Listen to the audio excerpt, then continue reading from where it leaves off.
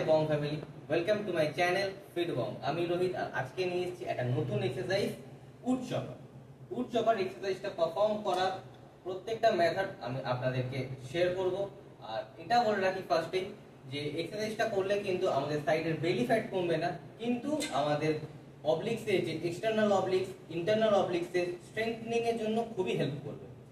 চলুন দেখে নিই কি করে আমরা এক্সারসাইজটা পারফর্ম করব। সবথেকে ফার্স্টে আসছে আমাদের অ্যাঙ্গেল। অ্যাঙ্গেল থাকবে আমাদের একদম উপর, একদম টপে থাকবে হচ্ছে অ্যাঙ্গেল। কারণ আমাদের অবলিক্সের যেই অবলিক্স আমাদের যেভাবে তৈরি হয়েছে সেটাও ঠিক উপর থেকে নিচের দিকে, আমাদের অবলিক্সের অ্যাঙ্গেলটা উপর থেকে নিচের দিকে আসছে। সেরকম আমরা যখন ট্রেন করব তো আমাদের যে রেঞ্জ অফ মোশনটা ওটাও যেন ঠিক উপর থেকে নিচের দিকে আসে, তাহলে আমরা আমাদের অবলিক্সটাকে প্রপার ট্রেন করতে পারবো।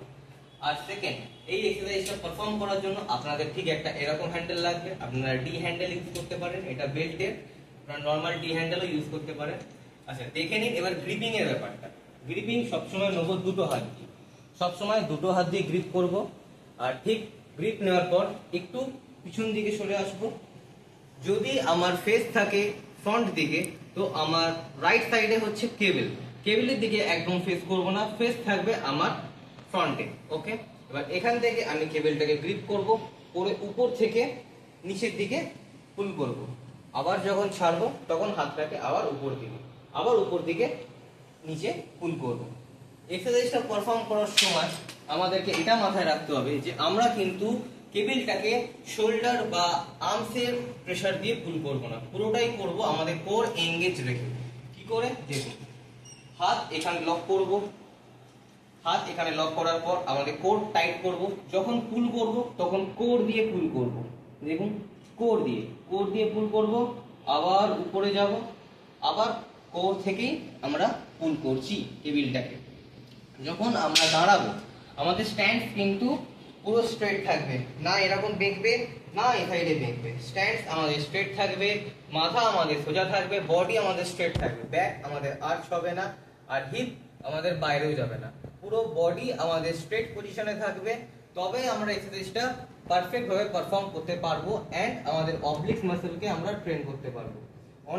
অনেকজনকেই দেখেছি এই এক্সারসাইজটা পারফর্ম করার সময় কেবলটাকে ওভার ক্রস করে দেয়। ওভার ক্রস করবেন না।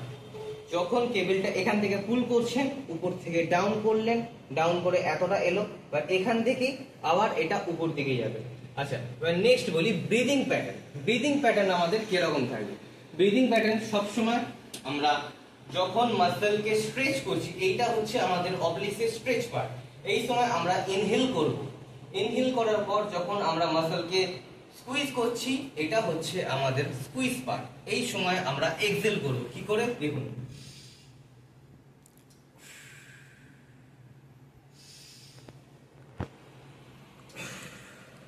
তো এইভাবেই আমরা আমাদের এক্সারসাইজটাকে পারফর্ম করব।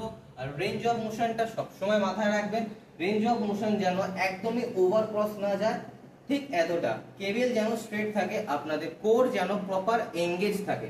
তো এই ভুলগুলো করা আজকে থেকেই বন্ধ করে দিন। আর যারা এই এক্সারসাইজটা আগে কোনোদিনও করেননি, এবারে প্রথমবার ট্রাই করে দেখুন।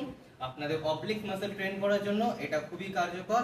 আর এরকমই ভিডিও আরো যদি আপনারা পেতে চান তো প্লিজ আমাদের চ্যানেলটাকে সাবস্ক্রাইব করুন। আর যদি ভিডিওটা ভালো লেগে থাকে তো একটা লাইক করুন।